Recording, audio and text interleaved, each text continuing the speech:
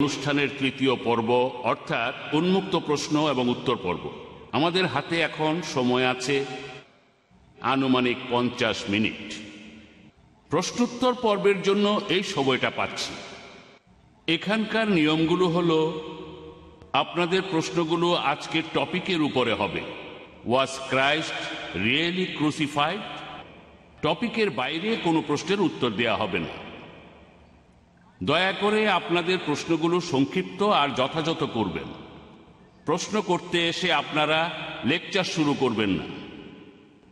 Pastor Rukni আর doctor Zakir আপনাদের প্রশ্নের উত্তর দেবেন। তাদের উত্তরগুলো 5 মিনিটের বেশি হবে না। আপনারা একবারে মাত্র একটা প্রশ্ন করতে পারবেন। দ্বিতীয় প্রশ্নের জন্য আপনাকে আবার লাইনের পেছনে গিয়ে দাঁড়াতে হবে, তারপর সময় পেলে সেই প্রশ্নটা করবেন। এবারে প্রথম প্রশ্নটি করা হচ্ছে পুরুষদের মধ্য থেকে, ডান দিকের মাইক থেকে ডক্টর জাকিরের জন্য। আমার প্রশ্নটা ডক্টর জাকির নায়েকের কাছে। যিশু ক্রুসিফাই হয়েছিলেন মানুষ জাতির পাপের জন্য। কেউ কি অন্যের পাপের ভার নিতে পারে? ভাই, আপনি প্রশ্ন করলেন যে একজন মানুষ কি অন্যের পাপের জন্য ক্রুসিফাই হতে পারে। এই প্রশ্নটা বেশ যৌক্তিক। এর উত্তরে কিছুটা অংশ আমার লেকচারে বলেছি, আর বাইবেল থেকেও প্রমাণ করেছি যে বাইবেলের কথা অনুযায়ী বুক অফ ইজেকিল 18 অধ্যায়ের 20 ও 21 অনুচ্ছেদ বলছে যে যে পাপ করবে সে মারা যাবে, কিন্তু যদি সে পাপ থেকে সরে আসে এবং ভালো কাজ করে সে মারা যাবে না। আর পুত্র পিতার পাপের বোঝা বইবে না, পিতাও পুত্রের পাপের বোঝা বইবে না। আমার বাবার অপরাধে আমি অপরাধী হব না, আর আমার অপরাধে আমার বাবা অপরাধী হবে না। পবিত্র কোরআনে একই ধরনের কথা রয়েছে, বিভিন্ন জায়গায় আছে। পবিত্র কোরআনে সূরা নামের 164 নম্বর আয়াতে উল্লেখ করা হয়েছে, সূরা ইসরার 15 নম্বর আয়াতে উল্লেখ করা হয়েছে। এছাড়াও কোরআনে সূরা ফাতিরের 17 নম্বর আয়াতে উল্লেখ করা হয়েছে, সূরা জুমারের 7 নম্বর আয়াতে উল্লেখ করা হয়েছে। এমন অনেক জায়গায় বলা হয়েছে যে তোমাদের মধ্যে একজন কখনো অন্য আরেকজনের ভার বহন করবে না। একই কথা ইজেকিল 18 অধ্যায়ের 20 অনুচ্ছেদ। তার মানে পাপ উত্তরাধিকার সূত্রে আসে না। প্যাস্টর তার লেকচারে একটা উদাহরণ দিলেন, নবী ইব্রাহিমের সেই গল্পটা, যে আল্লাহ তার ছেলেকে কোরবানি দিতে বললেন, আর প্যাস্টরের সাথে আমিও একমত, আল্লাহ তাকে পরীক্ষা করছিলেন। আর একেবারে শেষ মুহূর্তে আল্লাহ কোরবানি দিলেন একটা ভেড়া। তার মানে আল্লাহ তাআলা ন্যায়বান, তিনি তার নবীকে পরীক্ষা করেছেন। আর এই পরীক্ষায় তিনি ইব্রাহিমের কোনো ক্ষতি করতে চাননি। তিনি এটা চাননি যে ইব্রাহিমের ছেলে মারা যাক এই পরীক্ষায়। আর চিন্তা করেন, এখানে দেখবেন আল্লাহর নবী যীশু খ্রিস্ট মারা গেলেন পৃথিবীর অন্য সব মানুষের পাপের জন্য। এটা ইজেকিলের এই অনুচ্ছেদের কথার বিরুদ্ধে কথা বলছে। বংশ পরম্পরায় পাপ আসে না। যদি আদম আলাইহিস সালাম পাপ করেন, তাহলে তিনি যে পাপ করেছেন সেটার কারণে আমি কখনো দায়ী হব না। এবার আপনাদের একটা উদাহরণ দেই। মনে করেন একজন ধনী লোক, তার অনেক ভৃত্য আছে, তিনি তাদের বলেন তোমরা ভুল করো না, তারপরও তারা ভুল কাজ করে। তখন লোকটা বলল, দেখো আমার ছেলে, তাকে আমি ভালোবাসি। তারপর ছেলেটাকে মেরে ফেললো। তারপর লোকটা বলল, তোমরা সব ভৃত্যরা তোমরা চুরি করতে, তোমরা মানুষ ঠকাতে। এখন এটা মানো যে আমার ছেলেকে মেরে ফেললাম, এখন বদলানোর প্রয়োজন নেই, শুধু এটা বিশ্বাস করো, মানো আমার ছেলেকে মারলাম তোমাদের পাপের জন্য, আর আমি তোমাদের সবাইকে মাফ করে দিলাম। এটা কি যৌক্তিক? অযৌক্তিক। আল্লাহ তাআলা নিজের ছেলেকে মারলেন। আমরা মানিও না তিনি আল্লাহর ছেলে, আমরা মানি না যিশু আল্লাহর ছেলে। ভালো মানুষ হিসেবে, আল্লাহর একজন রাসূল হিসেবে তাকে মানি, তিনি আল্লাহর রাসূল। এভাবে বললে ঈশ্বরের পুত্র, কিন্তু তিনি আসলে ঈশ্বরের পুত্র নন। আশা করি উত্তরটা পেয়েছেন। হ্যাঁ ভাই, বলেন। শ্রদ্ধেয় প্যাস্টর হেনরি, পবিত্র বাইবেলে গসপেল অফ মার্ক 16 অধ্যায়ের 17-18 অনুচ্ছেদে বলা হয়েছে, বিশ্বাসীদের সাথে এই নিদর্শনগুলি থাকবে। আমার নাম নিয়ে তারা শয়তান তাড়িয়ে দেবে, তারা কথা বলবে বিভিন্ন নতুন ভাষায়, সাপে কামড়ালে তাদের কিছুই হবে না, আর যদি তারা বিষাক্ত কিছু পান করে, এতে তাদের কোনো ক্ষতি হবে না। এখন এটা যদি সত্যি হয়, আপনি কি এই বিষটা খাবেন? এটা খুবই বিষাক্ত, আর আমার মনে হয় এই বিষে আপনার ক্ষতি হতে পারে। কিন্তু আপনি যেহেতু বিশ্বাসী তাই কোনো ক্ষতি হবে না। আপনি কি এই বিষটা খেয়ে এটা প্রমাণ করবেন? আর যদি কোনো ক্ষতি হয় সেজন্য আমরা কিন্তু দায়ী থাকবো না। আচ্ছা, এই ব্যাপারটা নতুন না, আমরা আগেও এমনটা দেখেছি। আগেকার দিনে চীন আর রাশিয়ায় এমনটা অনেক হয়েছে, মানুষকে জোর করে বিষ খাওয়ানো হয়েছে। এখানে আপনি আসলে ঈশ্বরকে নিয়ে ঠাট্টা করছেন। এই ধরনের ক্ষেত্রে আমি আপনার সাথে ঈশ্বরকে নিয়ে এই ঠাট্টা করব না। আমি এখানে এই ঠাট্টা করব না। বিশ্বাসী হলে তো কোনো ক্ষতি হবে না। শুধু বিশ্বাসী হলে হবে না, এখানে আসলে এটার উপযুক্ত সময় আছে। আমরা এখানে ঈশ্বরকে নিয়ে ঠাট্টা করব না। তাহলে ভাই, বলছেন ভাই আপনি তো আপনার প্রশ্নটা করেছেন, বক্তাকে এখন উত্তর দিতে দিন, আচ্ছা। তাকে কথা বলতে দিন, উনি উত্তরটা আগে দিক। আপনি ওই বোতলটা ধরে ওখানে চুপচাপ দাঁড়িয়ে থাকতে পারেন। হ্যাঁ ভাই, আপনি বলেন। একটা কথা চালু ছিল যে যিশু যদি উপর থেকে পড়ে যান তার পা ভেঙে যাবে না, দেবদূতরা তাকে রক্ষা করবে। শয়তান যিশুকে লাফ দিয়ে এটা প্রমাণ করতে বলল, তিনি বললেন না, ঈশ্বরকে প্রলুব্ধ করো না। আমিও একই উত্তর দিলাম, প্রলুব্ধ করবেন না। এবারের প্রশ্ন মহিলাদের মধ্য থেকে ডক্টর জাকিরের কাছে কেউ আছেন? হ্যাঁ। আসসালামু আলাইকুম, ডক্টর জাকির নায়েক। আমার নাম আজরা। আমি আপনাকে একটা প্রশ্ন করব। আমার প্রশ্নটা ঈসা আলাইহিস সালামকে নিয়ে। তিনি ক্রুশবিদ্ধ হয়ে মারা গেছেন পুরো মানুষ জাতির পাপের জন্য। আরো বলা হয় তিনি নাকি ঈশ্বর। ইসলাম আর খ্রিস্টান ধর্ম ঈসা আলাইহিস সালাম বা যীশু খ্রিস্টকে কিভাবে দেখে? বোন, আপনি খুব সুন্দর প্রশ্ন করেছেন। তবে তার আগে প্যাস্টরকে কিছু কথা বলতে চাই। আমি তাকে অভিনন্দন জানাই। তিনি তার লেকচারে বললেন যে যীশু খ্রিস্ট অনেক অলৌকিক কাজ করেছেন, তার বিশ্বাসও বেড়েছে। তিনি যখন বোম্বেতে এসেছিলেন তখন তার স্পন্ডিলাইটিস হয়েছিল, আর ডাক্তার হিসেবে আমি জানি এটা খুবই জটিল অসুখ। তিনি বললেন যীশু খ্রিস্ট তাকে সুস্থ করেছেন, তারপরে তার বিশ্বাস বেড়েছে। তার কথা যীশু খ্রিস্ট একটা মেয়েকে জীবন দিয়েছে। এখন মনে হয় তার বিশ্বাসটা কমে গেছে, তাই তিনি বিষটা খেতে চাননি। হয়তো বিশ্বাসটা কমে গেছে। যদি বিশ্বাস থাকতো তাহলে বিষটা খেতেন। তার বিশ্বাসটা কমে গেছে, এজন্য তাকে অভিনন্দন। তিনি মূল বিশ্বাসে ফিরে যাচ্ছেন, অর্থাৎ ইসলাম। আর যীশু খ্রিস্ট নিজের মুখেই বলেছেন, গসপেল অফ ম্যাথিউ 24 অধ্যায়ের 24 অনুচ্ছেদে বলেছেন, তোমাদের মাঝে অনেক নকল খ্রিস্ট, নকল নবী আসবে, তারা অলৌকিক অনেক কিছুই দেখাবে। আর যদি সম্ভব হতো আসল নবীদেরও প্রতারিত করত। অলৌকিক কাজ মানে এমন না যে সেই লোক আল্লাহ তাআলার প্রেরিত, সেই লোক আল্লাহর নবী, সেই লোক আল্লাহকে বিশ্বাস করে। যীশু খ্রিস্ট এই কথাই বলেছেন। বোন খুব সুন্দর প্রশ্ন করেছেন যে আল্লাহ যীশু খ্রিস্টকে পাঠিয়েছেন। এ ব্যাপারে ইসলাম আর খ্রিস্টান ধর্ম কি বলে? এখানেও একটা আয়াতে যথেষ্ট। সূরা মাইদার 72 নম্বর আয়াতে উল্লেখ করা হয়েছে, বলা হয়েছে, لقد كفر الذين قالوا إن الله هو المسيح ابن مريم। তারা কুফরি করে, ধর্মের অবমাননা করে, যারা বলে যে যীশু খ্রিস্ট মারিয়ামের পুত্র হচ্ছেন আল্লাহ সুবহানাহু ওয়া তাআলা। ওয়াল কালাল মাসিহ, অথচ খ্রিস্ট বলেছেন, ইয়া বানি ইসরাইল, হে ইসরায়েলের সন্তানেরা, ওয়াল আবুদুল্লাহ, আল্লাহর ইবাদত করো, রাব্বি ওয়া রাব্বুকুম, তিনি আমাদের সবার প্রভু, ইন্নাহু মা ইউশরিক বিল্লাহ, যদি কেউ কাউকে আল্লাহর শরীক করে, ফাকাদ হারামাল্লাহু আলাইহিল জান্নাহ, আল্লাহ তার জন্য জান্নাত নিষিদ্ধ করবে, ومأواه النار ولا للظالمين أنصار।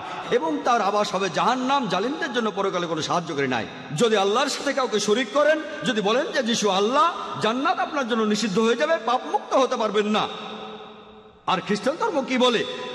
আমি আগেও বলেছি, গোটা বাইবেলে স্পষ্ট করে বলা আছে, এমন কোনো কথা কোথাও খুঁজে পাবেন না যেখানে যীশু খ্রিস্ট নিজের মুখে দাবি করেছেন যে আমি ঈশ্বর অথবা তোমরা আমার উপাসনা করো। আমি খ্রিস্টানদের সবাইকে চ্যালেঞ্জ করছি, প্যাস্টরকে বলছি, গোটা বাইবেলে এমন কথা দেখান যেখানে স্পষ্ট করে বলা আছে, যেখানে যীশু খ্রিস্ট নিজে বলেছেন যে আমি ঈশ্বর অথবা আমার উপাসনা করো। এমন কিছু কথা আছে যেগুলোতে এমন মনে হতে পারে, তবে প্রসঙ্গ জানলে পরিষ্কার হয়ে যাবে। আর যীশু খ্রিস্টই বলেছেন, এটা আছে গসপেল অফ জন 14 নম্বর অধ্যায়ের 28 অনুচ্ছেদে, আমার পিতা আমার চেয়ে বড়। গসপেল অফ জন 10 নম্বর অধ্যায়ের 29 অনুচ্ছেদে আছে, আমার পিতা সবার চাইতে বড়। গসপেল অফ ম্যাথিউ 12 নম্বর অধ্যায়ের 28 অনুচ্ছেদে আছে, আমি ঈশ্বরের আত্মার সাহায্যে শয়তানকে তাড়িয়ে দেই।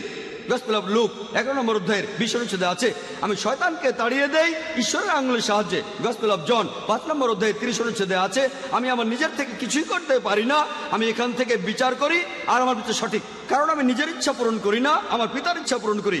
কেউ যদি বলে আমার ইচ্ছা নয়, আল্লাহর ইচ্ছা, সে একজন মুসলিম। আর যীশু খ্রিস্ট আসলে একজন মুসলিম, আমার ইচ্ছা নয়, আল্লাহর ইচ্ছা পূরণ করি।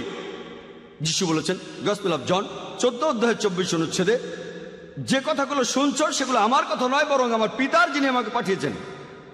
গসপেল অফ জন 17 অধ্যায় 3 অনুচ্ছেদে আছে, এই হলো চিরস্থায়ী জীবন, যাতে করে তোমরা ঈশ্বরকে বিশ্বাস করো আর যীশু খ্রিস্টকে যাকে আমি পাঠিয়েছি।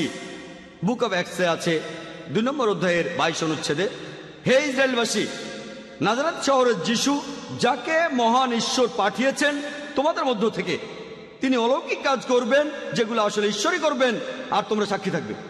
তাকে মহান ঈশ্বর পাঠাবেন তোমাদের মধ্য থেকে তিনি অলৌকিক কাজ করবেন যেগুলো আসলে ঈশ্বরই করবেন।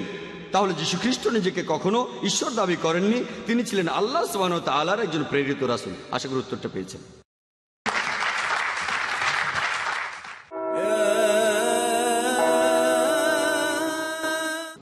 এবারের প্রশ্নটা করা হচ্ছে মহিলাদের মধ্য থেকে প্যাস্টর রুকনির জন্য। যদি যিশুর ক্রুসিফিকশন আর পুনরুত্থানে বিশ্বাস করলেই আমরা পাপ থেকে মুক্ত হতে পারি, আর যিশু যদি মানবজাতির পাপের জন্য মারা যান, তাহলে যিশু খ্রিস্টের আগে যারা ছিলেন তাদের পাপ মুক্তি কিভাবে হবে? এটা খুবই গুরুত্বপূর্ণ ব্যাপার, আর বাইবেলের অনেক জায়গায় এটার উল্লেখ আছে, সেখানে আপনার প্রশ্নের উত্তর পাবেন। ইতিহাসে ক্রসের ব্যাপারটা অনেক জায়গায় আছে। খ্রিস্টানরা যারা যীশু খ্রিস্টের পরে এসেছে তারা যিশুকে বিশ্বাস করে, আর তারা রক্ষা পাবেই, কারণ তারা যিশুকে বিশ্বাস করে। যিশুর আগের বিশ্বাসীরা, ইব্রাহিম এছাড়া আরও যেসব বিখ্যাত মানুষ ছিলেন, তারা বিশ্বাস নিয়ে ভবিষ্যতের দিকে তাকিয়েছিলেন। তারা নবী ছিলেন আর ভবিষ্যতের দিকে তাকিয়েছিলেন যিশু কবে আসবেন সেই দিকে। তারা যিশুকে বিশ্বাস করেছেন, এই জন্য তারা রক্ষা পেয়েছেন। এটা বলা আছে, তারা যখন মারা যান তখনও তারা ভবিষ্যতের দিকেই তাকিয়েছিলেন। তারপর যিশু যখন মারা গেলেন তখন তিনি যে কাজটা সেখানে করলেন, তিনি সেখানে গেলেন, সেখানে সব নবীরা ছিলেন আর তাদের মুক্ত করে দিলেন, কারণ তারা বিশ্বাস নিয়ে মরেছিলেন। তারা স্বর্গে যেতে পারছিলেন না, কারণ তখনও তাদের পাপের প্রায়শ্চিত্ত হয়নি। এই নবীদের আত্মা তখন অন্য কোনো আধ্যাত্মিক জায়গায় ছিল। যিশু খ্রিস্ট তখন তাদের কাছে গেলেন, তাদের মুক্ত করলেন। আর যিশু যখন ক্রসে মারা গেলেন, দেখা গেল পুরনো আমলের নবীদের কবরগুলো সব খালি। তাদেরকে জেরুজালেমে দেখা গেল, সবাই নিজের চোখেই দেখেছে। তাহলে আগের লোকজনেরা ভবিষ্যতের খ্রিস্টকে দেখবে বিশ্বাস নিয়ে, তাহলে রক্ষা পাবে। যিশু তাদের পাপের জন্য প্রায়শ্চিত্ত করবেন। আর বর্তমানের লোকজনেরা, যেমন আমি আর অন্যরা, পেছনে তাকাবো, আর যিশুর প্রতি বিশ্বাসী আমাদের রক্ষা করবে। ক্রসের প্রভাবটা সবসময়ই থাকবে। ক্রসটা আসলে চিরস্থায়ী, আগের মানুষের জন্যে, ভবিষ্যতের জন্যে, বর্তমানের জন্যে। ধন্যবাদ। হ্যাঁ ভাই, আমার নাম ফয়জাল ঠাকুর, আমি একজন স্টুডেন্ট। উপরের ঘরে যীশু খ্রিস্ট এসেছিলেন আত্মার রূপ নিয়ে, এতে কি প্রমাণ হয় না তিনি মারা গিয়ে পুনরুত্থিত হয়েছিলেন? ভাই, আপনি প্রশ্ন করলেন যে যীশু খ্রিস্ট নাকি তখন আত্মার রূপ নিয়ে এসেছিলেন সেই উপরের ঘরে। এটাই প্রমাণ করা যে তিনি মারা গিয়ে পুনরুত্থিত হয়েছেন। যে অনুচ্ছেদটার কথা বললেন সেটা গসপেল অফ লুক 24 নম্বর অধ্যায়ের 37 নম্বর অনুচ্ছেদ। এটার কথা আমার লেকচারও আমি বলেছি। বলা আছে যে যিশুর শিষ্যরা তখন ভয় পেয়ে গিয়েছিল। তারা ভেবেছিল যে তিনি একজন আত্মা, তারা মনে করেছিল তিনি আত্মা। এখানে বলা হয়নি যে যীশু খ্রিস্ট আত্মা হয়ে এসেছিলেন, এটা পরিষ্কার করতে পরের অনুচ্ছেদে যিশু বলেছেন, গসপেল অফ লুক 24 নম্বর অধ্যায়ের 39 ও 40 নম্বর অনুচ্ছেদে বলেছেন, তোমরা আমার হাত পা দেখো, এটা তো আমি নিজেই, আমাকে স্পর্শ করে দেখো, কারণ আত্মার রক্তমাংসে শরীর থাকে না। এখানে যিশুর শিষ্যরা, তারাই আসলে ভুল ভেবেছিল যে তিনি আত্মা। এই ব্যাপারটা যিশুই পরে পরিষ্কার করে দিলেন যে দেখো, আমার হাত দেখো, আমার পা দেখো, তাহলে তোমরা বুঝতে পারবে যে আমি আত্মা নই। তাহলে এমনকি এই অনুচ্ছেদটা এটাও বলছে যে তিনি মারা যাননি, তিনি তখন মানুষ ছিলেন, অর্থাৎ পুনরুত্থিতও হননি। আশা করি উত্তরটা পেয়েছেন। হ্যাঁ ভাই। গুড ইভিনিং ব্রাদার রুকনি, আমি আপনাকে একটা সহজ প্রশ্ন করব, তবে সেটা টপিকের উপরে না, কারণ আপনিও আসলে টপিকের বাইরে কথা বলেছেন। আমি যতটুকু শুনলাম, আপনি আজকে বলেছেন অনেক কথাই, বাইবেল, পলের কথাবার্তা ইত্যাদি, তবে আপনি টপিকের উপরে 5 মিনিটের বেশি বলেননি। আপনি যেসব ব্যাপারে কথা বলেছেন আমি সেগুলোর উপরে প্রশ্ন করব। আপনি বলেছেন মুসা নবী 5টি বই লিখেছেন। এই বইগুলি হলো জেনেসিস, এক্সোডাস, লেভিটিকাস, নাম্বারস এবং ডিউটেরোনমি। এই বইগুলি লিখেছেন মুসা। যদি মুসা এই বইগুলি লিখে থাকেন, তিনি একথা কিভাবে বলেন যে পৃথিবীর কোনো মানুষই জানে না যে মুসা নবীর কবর কোথায় অবস্থিত? তিনি 120 বছর বেঁচে ছিলেন, এটা কিভাবে সম্ভব? তাহলে যে লোক আর আপনিও জানেন যে বাইবেল প্রথমে কিন্তু ইংরেজি ভাষায় লেখা হয়নি। এখানে প্রথম ভাষাটা ছিল কোনি গ্রিক, আর ছিল অ্যারামাইক, হিব্রু আর অ্যারামাইক। এটা একটা অনুবাদ, পবিত্র বাইবেল একটা অনুবাদ। আর সেখানে আপনারা যা লিখছেন সেটা আসলে আপনি বললেন দুজন দেবদূত পাথরটা সরানো, এখানে আপনারা বলছেন দেবদূত, তবে অরিজিনালটা গ্রিকে। এই শব্দটা হলো জেন জেন জেন শব্দটা অনুবাদ করেছেন দেবদূত। তারপর শিষ্যদের কথা ধরেন, 12 জন বাদে তাদেরকেও বলছেন শিষ্য। আপনারা আসলে শব্দ নিয়ে খেলছেন। এখন আমাকে বলেন বাইবেলের কোন ভার্সনটা সঠিক? বাইবেলের অনেক ভার্সন আছে, আর বাইবেল আসলে কোন ভাষায় লেখা হয়েছিল আমার মনে হয় না ভাষাটা ইংরেজি। কারণ তেমন যদি হতো, না না না, আমার প্রশ্নটা শেষ করি। আমার প্রশ্নটা সহজ, প্রশ্নটা আসলে খুবই সহজ। কারণ প্যাস্টর আজকে যে কথাগুলো বললেন তার অনেক কিছুই আমি বুঝিনি। আপনারা নিয়মটা একটু শিথিল করেন প্লিজ। এটা হলো আমার প্রশ্ন। প্রশ্নটা আবারও বলছি, বাইবেল কোন ভাষায় লেখা হয়েছিল? সেটা কি ইংরেজি নাকি অন্য কোনো ভাষা? আর আমি বেঁচে থাকা অবস্থায় আমার মৃত্যুর কথা বইতে লিখেছি, এ ব্যাপারটা আমাকে বুঝিয়ে বলেন।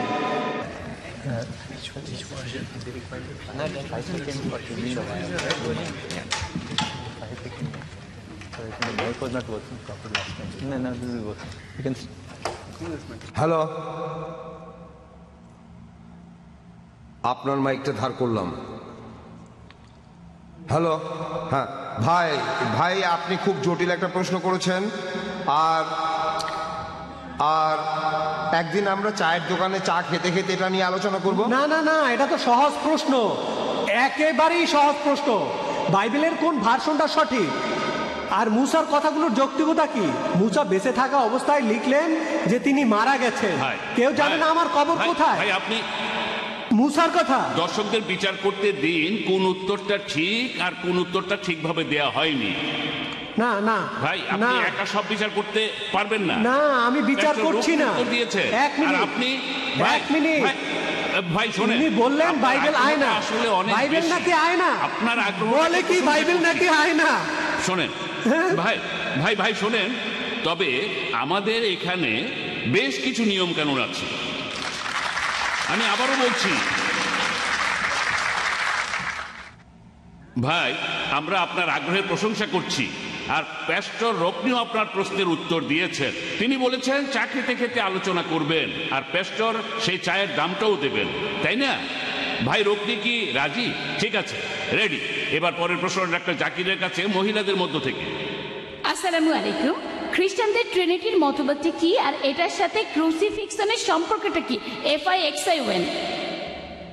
বোন, আপনি খুব সুন্দর প্রশ্ন করলেন যে ট্রিনিটির মতবাদটা আসলে কি, আর ক্রুসিফিক্সনের সাথে এর সম্পর্কটা কি, FIXION, এটা বলার জন্য ধন্যবাদ। না হলে বুঝতে একটু অসুবিধা হতো। এখানেও ইসলামিক দৃষ্টিভঙ্গি আর বাইবেলের দৃষ্টিভঙ্গি, কোরআন আর বাইবেলের কথা। এখানেও পবিত্র কোরআন বলছে, সূরা মাইদার ৭৩ নম্বর আয়াতে উল্লেখ করা হয়েছে, লাকাদ কাফারাল্লাযীনা ক্বালু ইন্নাল্লাহা সালিসু সালাসা। তারা তো কুফরি করছে, ধর্মের অবমাননা করছে যারা এমন বলে আল্লাহ তো তিনের মধ্যে একজন, অর্থাৎ ট্রিনিটি। এরপরে সূরা নিসার ১৭১ নম্বর আয়াতে উল্লেখ করা হয়েছে, ওয়ালা তাকুলু সালাসা, তোমরা ট্রিনিটি বলো না, নিবৃত্ত হও, এটাই তোমাদের জন্য কল্যাণকর। ওয়ালা তাকুলু সালাসা। পবিত্র কোরআনে ট্রিনিটি শব্দটার উল্লেখ আছে সব মিলিয়ে 2 বার। কিন্তু যদি বাইবেল খুঁজে দেখেন, পুরো বাইবেলের ভেতরে ট্রিনিটি শব্দটা একবারও উল্লেখ করা হয়নি। যদি আপনারা এই বাইবেলটা পড়েন, এটা আকারে পবিত্র কোরআনের তুলনায় প্রায় দ্বিগুণ। এখানে অক্ষরগুলো আকারে ছোট, এখানে আরবি আর ইংরেজিতে ব্যাখ্যা করা হয়েছে। এই বাইবেল আসলে আকারে পবিত্র কোরআনের দ্বিগুণের চাইতেও বেশি। বাইবেলের কোথাও ট্রিনিটি শব্দটা পাবেন না, কোথাও না। কাছাকাছি যে অনুচ্ছেদটা আপনারা এখানে পেতে পারেন যেখানে ট্রিনিটির কথা বলা হচ্ছে, সেটা আছে ফার্স্ট এপিস্টল অফ জনে 5 নম্বর অধ্যায়ের 7 অনুচ্ছেদে বলা হয়েছে, স্বর্গে 3 জন সবার হিসাব রাখবে, মহান পিতা, পুত্র আর পবিত্র আত্মা। আর এই 3 জন এক। ট্রিনিটির মতবাদে কাছাকাছি অনুচ্ছেদটা ফার্স্ট এপিস্টল অফ জন 5 নম্বর অধ্যায়ের 7 অনুচ্ছেদ। তবে এখন যদি রিভাইজড স্ট্যান্ডার্ড পড়েন, এটা হলো কিং জেমস ভার্সন। এই বাইবেলটা খ্রিস্টানদের মধ্যে জনপ্রিয়। এটা রিভাইজড স্ট্যান্ডার্ড ভার্সন। ভাই জানতে চাচ্ছিলেন কোন ভার্সন, আমি এখানে 5 মিনিটের মধ্যে সব উত্তর দেওয়ার চেষ্টা করছি। এটা হলো রিভাইজড স্ট্যান্ডার্ড ভার্সন, নতুন ভার্সন। ভার্সন মানে এর এক একটা এক এক রকম। আর খ্রিস্টানদের এরকম 24,000 সংস্করণ আছে এই বাইবেলের, তবে কোনোটাই একরকম না। এটা হলো নিউ কিং জেমস ভার্সন, প্যাস্টরের কাছে আছে। এটা ডুয়েই ভার্সন, এখানে আছে 73টা বই, এখান থেকে 7টা বই বাদ দেওয়া হয়েছে। অনেকেই 7টাকে বলে এগুলো বানানো হয়েছে। কারা এমনটা করেছে? প্রটেস্ট্যান্টরা। প্যাস্টরের বাইবেলটা নিউ কিং জেমস ভার্সন, এখানে 66টা বই আছে। এটা আলাদা বাইবেল, এমন বিভিন্ন বাইবেল আছে অনেক। IRF-এ 25টারও বেশি ভার্সন আর 200-রও বেশি টাইপের বাইবেল আছে। IRF-এ দেখতে পারেন। আপনার প্রশ্নটাই আসি, এই রিভাইজড স্ট্যান্ডার্ড ভার্সনটা এটা সংস্কার করেছেন মোট 32 জন উচ্চপদস্থ বিশেষজ্ঞ, যাদের পেছনে রয়েছে মোট 50টি খ্রিস্টান ধর্মীয় সংস্থা। তারা বলেন কিং জেমস ভার্সনে অনেক ভুল রয়ে গেছে, আর এই সংস্কার করার পর তারা এই অনুচ্ছেদটা বাদ দিয়েছে, যেটার সাথে ট্রিনিটির মতবাদ মিলে যায়। ফার্স্ট এপিস্টল অফ জন 5:7 অনুচ্ছেদ, যে এটা বানানো হয়েছে, এটা বানানো গল্প, এটা পরে ঢুকানো হয়েছে। অনুচ্ছেদটা বাদ দিয়েছে কারা? মুসলিমরা না, হিন্দুরা না, 32 জন খ্রিস্টান বিশেষজ্ঞ, খুবই উচ্চপদস্থ, যাদের পেছনে 50টি খ্রিস্টান সংস্থা আছে। তারা অনুচ্ছেদটা বাদ দিয়েছে, যেটা ট্রিনিটির মতবাদের কাছাকাছি ছিল, যে এটা বানানো হয়েছে। ট্রিনিটি শব্দটা বাইবেলে নেই। যীশু খ্রিস্ট নিজেকে কখনো ঈশ্বর দাবি করেননি। আমি এই কথা আগেই বলেছি। 4টে সবাইকে শেখানো হয়, তারা বলে পিতা হলেন একজন, পুত্র হলেন একজন, আর পবিত্র আত্মা একজন, কিন্তু তারা 3 জন নন, আসলে একজন। একজন আরেকজন আরেকজন, কিন্তু 3 জন না, একজন। এটা কি? 1 যোগ 1 যোগ 1 সমান 3, কিন্তু খ্রিস্টানরা বলে 1। যদি খ্রিস্টানদের জিজ্ঞেস করেন আপনি যখন পিতার কথা ভাবেন তখন মনে কোন ছবি ভাসে, আর তখন একজন খ্রিস্টান তার মনে ছবি ভাসে যে মহান ঈশ্বর সান্টা ক্লজের মতো স্বর্গে বসে আছেন, তার সিংহাসনে বসে আছেন। যখন আপনি ভাবেন শব্দ বা পুত্র বা যীশু খ্রিস্টের কথা, তখন জেফ্রি হান্টারের কথা ভাবেন কিং অফ কিংস ছবিতে। জেফ্রি হান্টার, সোনালি চুল, শ্বেতাঙ্গ, দেখতে ইহুদিদের মতো না, তার নাকটাও খাড়া, এরকম জেফ্রি হান্টার। আর যখন পবিত্র আত্মার কথা বলে, একটা ঘুঘু পাখির মতো, যেটা এসেছিল জন দ্য ব্যাপটিস্টের সাথে ব্যাপটাইজের সময়, অথবা সেই ধোঁয়ার মতো পেন্টাকস্টের সেই ভোজসভায়। 3টি আলাদা ছবি। কিন্তু যদি প্রশ্ন করেন আপনারা কটা ছবি দেখেছেন, তারা বলবে একটা। আপনি যতই চেষ্টা করেন এই 3টি ছবিকে কখনো এক করতে পারবেন না। তবে জিজ্ঞেস করেন কটা ছবি দেখেছেন, তারা বলবে একটা। তারা মিথ্যে বলছে, কারণ 1 যোগ 1 যোগ 1 সমান 3, যোগ করলে 1 হয় না। তারা উদাহরণ দিয়ে বলে, দেখেন ট্রিনিটির এই মতবাদটা বুঝতে পারা খুব কঠিন। একজন লোক সে বাবা হতে পারে, ভাই হতে পারে, আর একই সাথে একজন ব্যবসায়ীও হতে পারে। তাহলে ঈশ্বর কেন পিতা, পুত্র আর পবিত্র আত্মা হবে না? আচ্ছা ঠিক আছে, আসুন একটু ভালো করে দেখি। ধরেন একজন লোক কারো বাবা, আবার কারো ভাই, আর একজন ব্যবসায়ী। এখন লোকটার বোন তাকে কিছু কথা বলল, গোপন কথা। স্বাভাবিকভাবেই লোকটার বাবা সত্তাটা সে কথাটা জানবে, ব্যবসায়ী সত্তাটাও জানবে। কিন্তু যদি বাইবেল পড়েন, গসপেল অফ মার্ক 13:32 বলা হয়েছে, যীশু খ্রিস্ট নিজেই বলেছেন, সেদিনের কথা, সেই সময়ের কথা কোনো মানুষ জানে না, কোনো দেবদূত জানে না, এমনকি পুত্রও জানে না, শুধু স্বর্গের পিতা জানেন। তার মানে শেষ বিচারের দিনের কথা যীশু খ্রিস্ট জানে না, দেবদূতরাও জানে না, পবিত্র আত্মাও জানে না, শুধু মহান ঈশ্বরই জানেন। তার মানে এই 3 জন আসলে এক নন, 3 জন আসলে এক নন। এই ট্রিনিটি এমন একটা মতবাদ যেটা অযৌক্তিক। যতই চেষ্টা করেন এটা ব্যাখ্যা করতে পারবেন না। যেমন ধরেন খ্রিস্টানরা বলে যে যীশু খ্রিস্ট ক্রুশবিদ্ধ হয়ে মারা গেছেন, তার মানে কি বলবেন যে ঈশ্বর ক্রসে মারা গেছেন?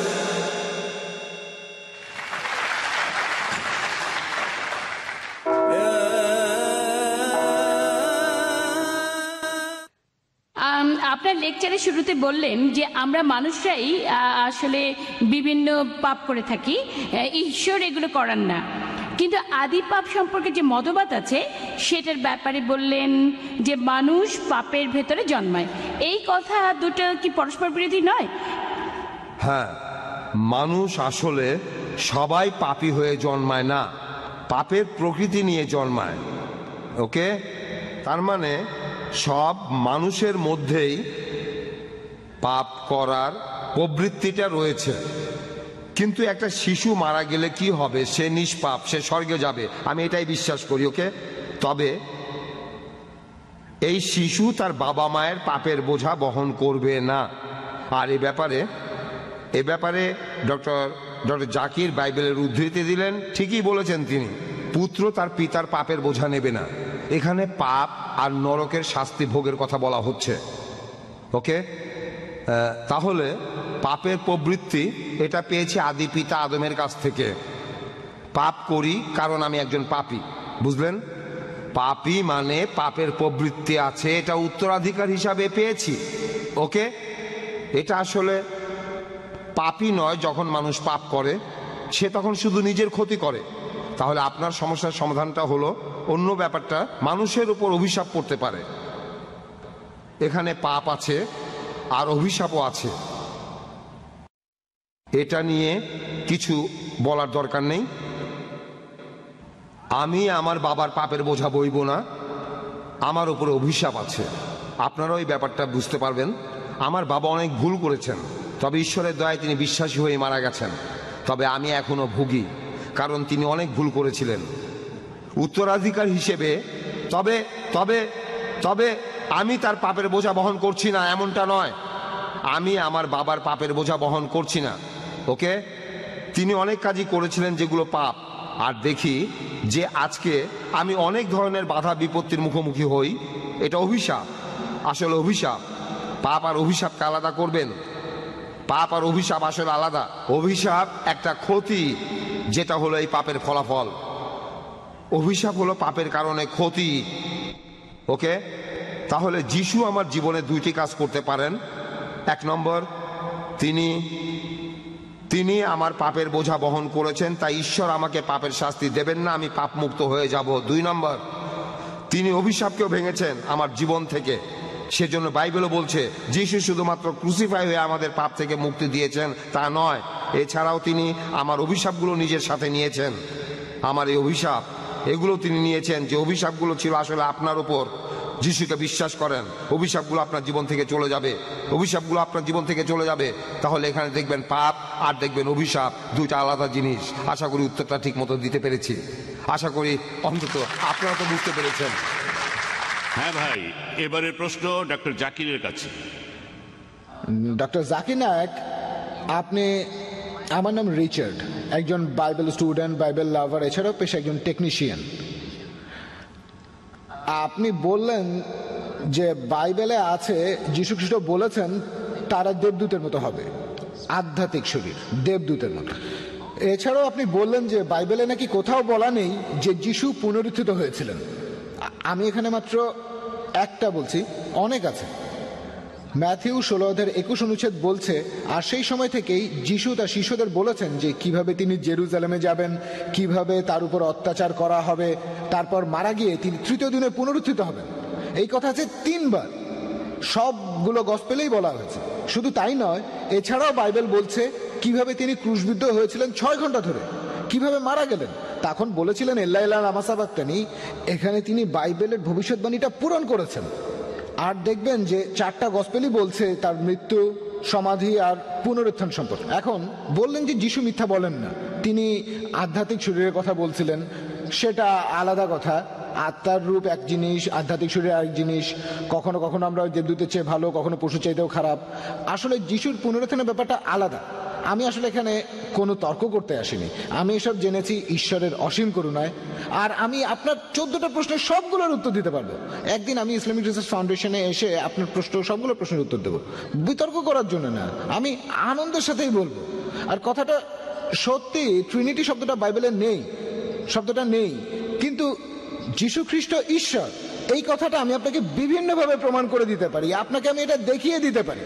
আমার কাছে এখানে কিছু লিফলেট আছে, বাইবেলের মধ্যে অঙ্কের বিস্ময়কর খেলা আছে। এটা প্রমাণ হয় যে বাইবেলই সত্যি, এটাই প্রমাণ, বাইবেল পারফেক্ট। তাই আমার কাছ থেকে আপনারাও কালেক্ট করে নিতে পারেন বাইবেলের সত্যতার প্রমাণ। আপনার প্রশ্নটা, আমার প্রশ্নটা হলো, যীশু খ্রিস্ট অনেকবারই বলেছেন তিনি মারা যাবেন, তারপরে পুনরুত্থিত হবেন। আপনাকে আমি আরো অনেক উদ্ধৃতি দিতে পারি। 20:19 অনুচ্ছেদ বলছে যীশু খ্রিস্ট ক্রুশবিদ্ধ হয়ে মারা যাবেন, তারপর তৃতীয় দিনে যীশু খ্রিস্ট আবার পুনরুত্থিত হবেন। এই তো শেষ, আমার প্রশ্ন প্রায় শেষ। বলেন, কোনো সমস্যা নেই। প্রশ্ন শেষ হয়েছে? হ্যাঁ, আমি একটু ব্যাখ্যা করলাম। কোনো সমস্যা নেই ভাই, আমাদের IRF এ প্রতি রবিবার প্রোগ্রাম হয়। বাইবেলেই প্রত্যেক রবিবার। সবকিছুর উত্তর আছে, অন্য কোনো ধর্মে প্রত্যেক নেই। রবিবার আমরা IRF এ প্রোগ্রাম করে থাকি, ঠিকানাটা আপনি জেনে নিন। প্রত্যেক রবিবার রবিবার সকাল 10:30। সেখানে আমার লেকচার শেষ হলে আপনি যে কোনো প্রশ্ন করতে পারেন, এমনকি কোরআনের সমালোচনা করতে পারেন, কোরআনের বিরুদ্ধেও বলতে পারেন, সমস্যা নেই। আপনার কথা সাদরে গ্রহণ করবো, আমরা আলোচনা করতে চাই, একে অন্যকে ভালোভাবে আমি বুঝতে বাইবেল চাই। নিয়ে বলতে ভাই, বাইবেল নিয়েও জিজ্ঞেস করতে পারেন, সমস্যা নেই। আমি বাইবেল সম্পর্কে আপনাকে জানাবো। হ্যাঁ, অবশ্যই বলবেন। যেমন একটু আগে বললেন ভাই, একটু আগে গসপেল অফ ম্যাথিউ থেকে উদ্ধৃতি দিলেন। কোন উদ্ধৃতি? যিশু বলেছেন তিনি মারা যাবেন, তারপর উত্থিত হবেন। তিনি নিজেই বলেছেন, আমিও মানি, আমরা সবাই মানি যে তিনি মারা গিয়ে উত্থিত হবেন, দ্বিতীয়বার আসার পর মারা গিয়ে উত্থিত হবেন।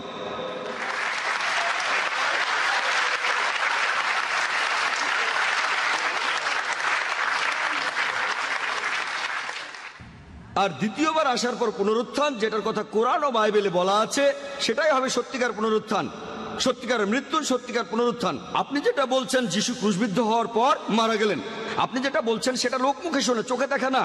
আমি জানি কিছু লোক বলছিল আমরা তাকে মৃত দেখেছি, সৈন্যরা বলছিল সেটা। বাইবেলে দেখবেন গসপেল অফ জন 9 অধ্যায়, আমি উদ্ধৃতি দিচ্ছি, গসপেল অফ জন 19 নম্বর অধ্যায় 33 অনুচ্ছেদ, আমরা তাকে মৃত ভেবেছিলাম। যেমন প্যাস্টর মনে করেছিল মেয়েটা মারা গেছে, তিনি আরো বললেন তিনি এক্সপার্ট না, একজন সাধারণ মানুষ। তাহলে একইভাবে সৈন্যরা তাকে মৃত ভেবেছিল।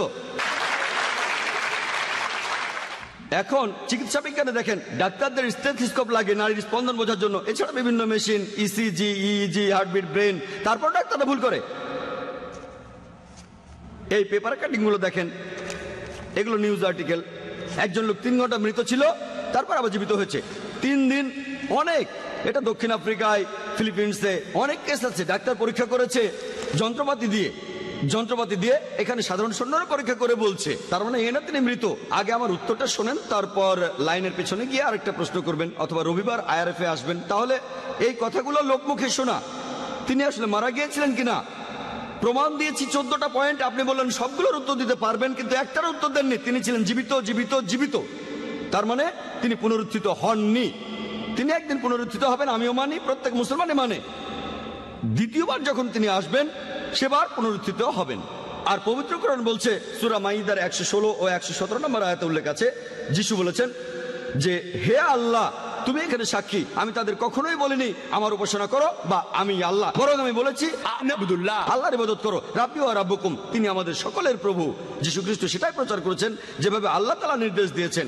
তিনি বলেছেন তোমরা শুধু এক আল্লাহর ইবাদত করবে, নিজেকে তিনি আল্লাহ বলেননি। আমি এই কথা আগেও বলেছি, গোটা বাইবেলে স্পষ্ট করে আপনি কিছুই পাবেন না। আপনি বললেন বাইবেলে নাকি এমন কথা আছে যিশু বলেছেন তিনি ঈশ্বর, গোটা বাইবেলে স্পষ্ট করে বলা আছে এমন কথা কোথাও পাবেন না যেখানে যিশু তার নিজের মুখে নিজেকে ঈশ্বর দাবি করেছেন আর বলেছেন আমার উপাসনা করো। হ্যাঁ, তিনি আবার আসবেন। কি জন্য? কোরআন বলছে, সূরা নিসার 158 নম্বর আয়াতে উল্লেখ করা হয়েছে যে আল্লাহ সুবহানাহু ওয়া তাআলা তাকে নিজের কাছে তুলে নিয়েছেন, তাকে জীবন্ত তুলে নিয়েছেন। কি জন্য? দ্বিতীয়বার আসার পর তিনি আমাদের নতুন কিছু শেখাবেন না। পবিত্র কোরআনের সূরা মাইদা 3 নম্বর আয়াতে আছে, আজ তোমাদের দিনকে পূর্ণাঙ্গ করলাম, ইসলামকে তোমাদের দিন করলাম, তোমাদের জন্য বিশ্বাস পূর্ণাঙ্গ করলাম। নতুন কিছু তিনি শেখাবেন না। তিনি দ্বিতীয়বার পৃথিবীতে এসে মুসলিমদের নতুন করে কিছু শেখাবেন না। তিনি দ্বিতীয়বার পৃথিবীতে এসে সাক্ষ্য দেবেন যে আমি নিজেকে ঈশ্বর দাবি করিনি, বলিনি যে তোমরা আমার উপাসনা করো। এ কথাটা গসপেলেও বলা হয়েছে। দ্বিতীয়বার আসার পরে লোকজন সবাই বলবে, হে প্রভু, হে প্রভু, আমরা কি আপনার নামে সব অলৌকিক কাজ করিনি? যিশু তখন তাদের বলবেন, তোমরা অন্যায়কারী, তোমরা পাপী, তোমরা এখান থেকে চলে যাও, আমি তোমাদের চিনি না। তিনি এ কথা কাদের বলবেন? মুসলিমদের, হিন্দুদের, খ্রিস্টানদের। তোমরা আমার নামে অলৌকিক কাজ করেছো, তোমরা এখান থেকে চলে যাও, আমি তোমাদের কাউকে চিনি না। যিশু খ্রিস্ট দ্বিতীয়বার যখন আসবেন, সেই সময় পবিত্র কোরআনের সূরা ইমরানের 185 নম্বর আয়াতে উল্লেখ করা হয়েছে, কুল্লু নাফসিন যায়কাতুল মউত, জীবমাত্রায় মৃত্যু স্বাদ গ্রহণ করিবে। যিশু মারা যাবেন সাধারণ মানুষের মতোই, তারপর ইনশাআল্লাহ পুনরুত্থিত হবেন তিনি। আমরাও অপেক্ষা করছি রোজ কিয়ামতের আগে যিশু এই পৃথিবীতে আসবেন। আশা করি উত্তরটা পেয়েছেন। হ্যাঁ ভাই, আমার প্রশ্নটা প্যাস্টরের কাছে। মুসলিমরা বেহেশতে যেতে চাইলে তাদের বেশ কিছু শর্ত পূরণ করতে হবে। আজকে আপনার লেকচারে যেটা শুনলাম আর আমার প্রতিবেশীদের কাছ থেকে যা শুনেছি যে খ্রিস্টান ধর্ম বলে যে খ্রিস্টানরা পাপমুক্ত। পাপমুক্ত মানে যীশুখ্রিস্ট নাকি মানব জাতির সবার পাপের বোঝা মাথায় নিয়ে ক্রুশবিদ্ধ হয়ে মারা গিয়েছিলেন, তাহলে তার মানে যদি আজকে কেউ মেনে নেয় যে যীশুখ্রিস্ট ক্রুশবিদ্ধ হয়ে মারা গেছেন মানব জাতির সবার পাপের জন্য, তার মানে কি এই সেই লোকের পাপ অতীত আর ভবিষ্যতের সব মুছে গেল আর সে স্বর্গে যেতে পারবে?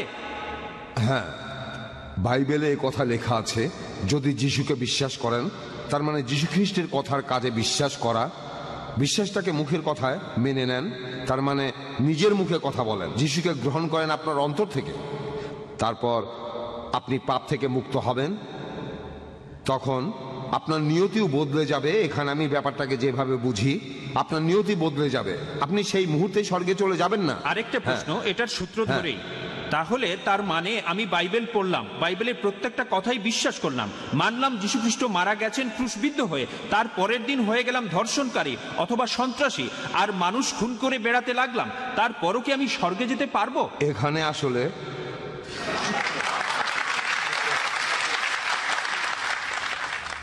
যদি আপনি আজকে সত্যি সত্যি যীশু খ্রিস্টকে বিশ্বাস করেন, আগামীকাল আপনি ধর্ষণ করবেন না। না কেন? এমনটা তো হতেই পারে। আপনার জীবন এতটাই বদলে যাবে। তাহলে মিথ্যা বলছেন, আপনি যিশুকে বিশ্বাস করেন না। দেখেন, স্বর্গে যাওয়ার একমাত্র শর্ত হলো আমি বিশ্বাস করব যিশুকে, তিনি ক্রুসিফাইড হয়েছেন, মানব জাতির পাপের জন্য ক্রুশবিদ্ধ হয়ে মারা গেছেন, এটাই তো স্বর্গে যাওয়ার একমাত্র শর্ত। আপনার লেকচারেও একই কথা বললেন। যদি যিশুকে বিশ্বাস করেন, সেটা কেমন হবে তা বলা আছে অ্যাক্টস অফ ফেইথে, যেটা হলো জেমসের বই, ইয়াকুব। যদি আপনার বিশ্বাসটা মিথ্যা না হয়, বোকা না হয়, এই বিশ্বাসটাই আপনার জীবনটাকে চালাবে। কিন্তু আপনার বিশ্বাসটা যদি মিথ্যা হয়, সবাইকে শুধু দেখানোর জন্য, তখন এই বিশ্বাস আপনার জীবনটাকে পরিচালিত করবে না। ধরেন আজকে আমি একজন অপরাধী, যিশুকে বিশ্বাস করলাম আর অনুতপ্ত হলাম, পাপ থেকে মুক্তি চাইলাম। সবকিছুর মূলে আছে যিশু খ্রিস্টকে বিশ্বাস করা। অনুতপ্ত মানে আমি বদলে গেছি, নতুনভাবে পথ চলছি, আমি নতুন করে আর কোনো পাপ করছি না। ঈশ্বর আমাকে সাহায্য করলে আমিও সফল হব, আবার আগের মতো করে পথ চলতে শুরু করব, আমার জীবন বদলে যাবে। এখন আমি ভুল করতে পারি, তার মানে এই না যে আমি বিশ্বাসটা ত্যাগ করেছি।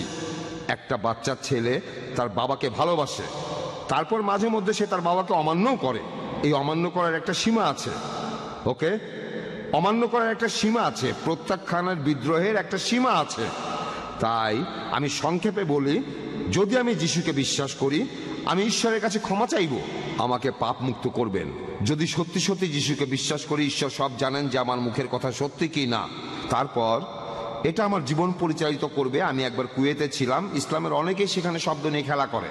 একবার এক লোক বলেছিল যে সে একজন মুসলিম, সে তখন কালেমাও পড়েছিল, কারণ সে তার স্ত্রীর কাছ থেকে ছেলে মেয়েদের ভার নিতে চেয়েছিল। তখন এক লোক তাকে বুদ্ধি দিল, যদি এটা বলেন, তখন শরিয়া এ কথা বলবে, বাচ্চারা আপনার কাছে থাকবে, কারণ আপনার স্ত্রী খ্রিস্টান, তখন সব আপনার পক্ষে যাবে। তাই সে করলো, সে তাই করলো। তারা তখন মোল্লাকে বলল, মানে সেখানকার বিচারক, লোকটা মুখে কালেমা বলল, মন থেকে বলেনি। মোল্লা বলল, না না না, সেটা শুধু আল্লাহই বলতে পারেন। লোকটা কালেমা বলেছে, আমরাও শুনেছি, সে মুসলিম, এটা প্রমাণিত, মনের কথা শুধু আল্লাহ জানেন। এখানে তারা কিন্তু শব্দ নিয়ে খেলা করছে। লোকটা বাচ্চাদের ভার নিতে চেয়েছিল। খ্রিস্টান ধর্ম বিশ্বাসে ঈশ্বর জানেন আপনি সত্যি বলছেন কিনা। যদি সত্যি যিশুকে বিশ্বাস করেন, ঈশ্বর আপনাকে পাপ থেকে মুক্তি দেবেন। অনেক মাদকাসক্ত ঠিক এভাবেই মুক্তি পেয়েছে, চিকিৎসা করে তাদের ভালো করা যায়নি, এভাবে তারা মুক্তি পেয়েছে। এই প্রতিষ্ঠানটার নাম টিন চ্যালেঞ্জ। তাদের সাফল্যের হার এক্ষেত্রে অনেক বেশি। এমনকি সেরা মাদকাসক্ত পুনর্বাসন কেন্দ্রগুলো এমন সাফল্য দেখাতে পারেনি, তাদের সাফল্য 2 বা 3%। তারপর কি হয়, সেই রোগীরা আবারও মাদক নেয়। কিন্তু এরা সফল হয়েছে, অনেক মাদকাসক্তকে তারা ফিরিয়ে আনতে পেরেছে, কারণ তাদের এই যে চিকিৎসা, এর মূলে রয়েছে যিশু খ্রিস্টকে আপন মন থেকে বিশ্বাস করা। যিশু খ্রিস্ট সব সমস্যার সমাধান। যিশু আসলে পটে আঁকা সুন্দর কোনো ছবি নয়, শুধু একটা বইতে আঁকা রঙিন ছবি নয়। যিশু খ্রিস্ট আমাদের জীবনের সব সমস্যার সমাধান।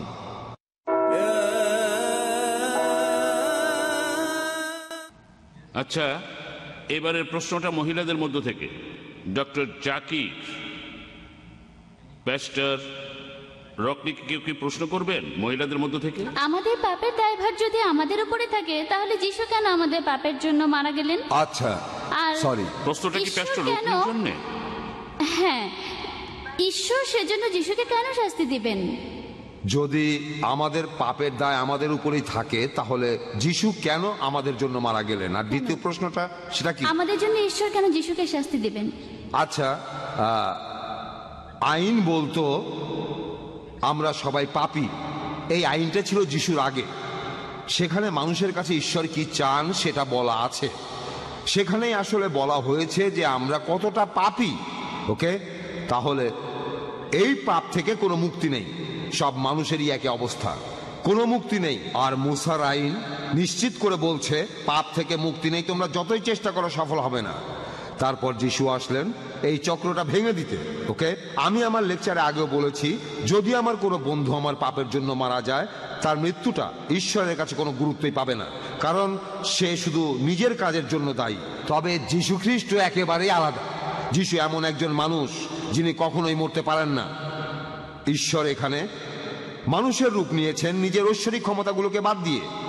ওকে, তিনি মানুষ হিসেবেই ছিলেন। এখানে পাপ আর বিচারের কথা যদি বলি, তিনি কখনোই মরতে পারেন না। সেজন্য তিনি একটি নিখুঁত ভেড়া। এই পৃথিবীর অন্য কেউ এতটা নিখুঁত নয় যিশুর মতো। আর সেজন্য যিশুর মৃত্যুটা খুবই মূল্যবান, ঈশ্বরের কাছে অনেক অনেক দাম। আর পুরো মানুষ জাতির পাপের বোঝা মাত্র একজনই নিতে পারে পুরো ইতিহাসে, আর তিনি হবেন অন্য সবার চেয়ে আলাদা। একমাত্র তিনি পাপের বোঝা নিতে পারবেন, অন্য কেউ এটা পারবেন না। একমাত্র যীশু খ্রিস্ট পারবেন, কারণ তিনি জীবনে কখনো কোনো পাপ করেননি। আর তাই তিনি ছিলেন বলিদানের জন্য একটা নিখুঁত ভেড়া। ব্যাপারটা এরকমই। আর যীশু খ্রিস্ট সবার চাইতে আলাদা। এটাই কারণ আমার ধারণা আপনাকে আমি কিছুটা বোঝাতে পেরেছি। হ্যাঁ, ওকে। যীশু খ্রিস্ট তিনি ছিলেন একেবারে নিষ্পাপ, তার কখনোই মরা উচিত নয়। এই জন্যই তিনি হলেন ঈশ্বরের জন্য একটি নিখুঁত ভেড়া, অন্য সব মানুষের পাপের বোঝা নেবেন। তারপরে কি আমাদের পাপের ভার আমাদের উপরে থাকবে যিশুকে বিশ্বাস করার পরও? আমি একটু আগে কথা বলেছিলাম, আপনি যদি বিশ্বাস করেন আপনার কাজেও সেটা প্রকাশ পাবে। কিছু মানুষ বিশ্বাস করে কোনো সুবিধা পাওয়ার জন্য, হয়তো তারা কোনো বিদেশি কোম্পানিতে বড় চাকরি পাবে, অনেকেই এমনটা করে।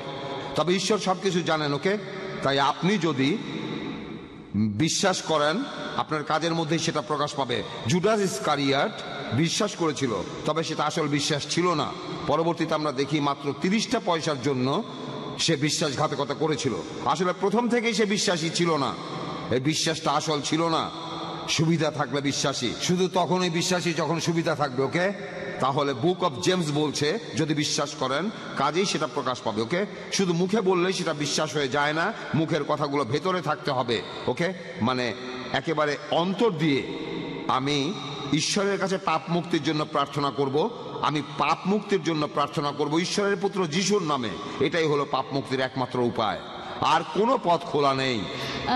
সরি, আপনি বললেন যে ঈশ্বর মানুষের রূপ নিয়ে এসেছিলেন। আমি আসলে মাফ করবেন, আপনি আপনার প্রশ্ন করেছেন, প্যাস্টরও উত্তর দিয়েছেন। আমি আসলে একটি কথা এখন বলতে আপনি চাই। আরেকটা প্রশ্ন করতে পারবেন আমি না। একটি কথা বলবো, ওনার উত্তরটা প্রসঙ্গে আর কি। আপনি দ্বিতীয় প্রশ্ন করতে চাইলে আচ্ছা এক কথায় বলে ফেলেন। প্যাস্টর বললেন যে লোক যীশু খ্রিস্টকে বিশ্বাস করবে, সে কখনোই একজন ধর্ষণকারী হবে না। তবে যদি খ্রিস্টানদের দেখেন, সামগ্রিকভাবে দেখবেন যে সব খ্রিস্টানই পাপ করে। তাহলে আপনি কি এই কথা বলছেন যে কোনো খ্রিস্টানই সত্যিকার অর্থে যীশু খ্রিস্টকে বিশ্বাস করে না?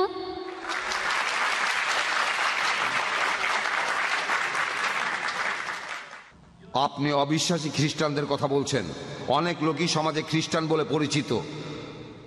অনেক লোকের উপরে খ্রিস্টান লেভেলটা রয়েছে, তারা অনেক অন্যায় করছে। এমনকি ব্রিটিশরা যখন ইন্ডিয়ায় ছিল, এটা আমার মনে হয় আপনার যদি খারাপ লাগে তাহলে আমি দুঃখিত, তারা ইন্ডিয়ায় যিশুকে ঠিকভাবে তুলে ধরেনি, চালু করেছে খ্রিস্টান নাম।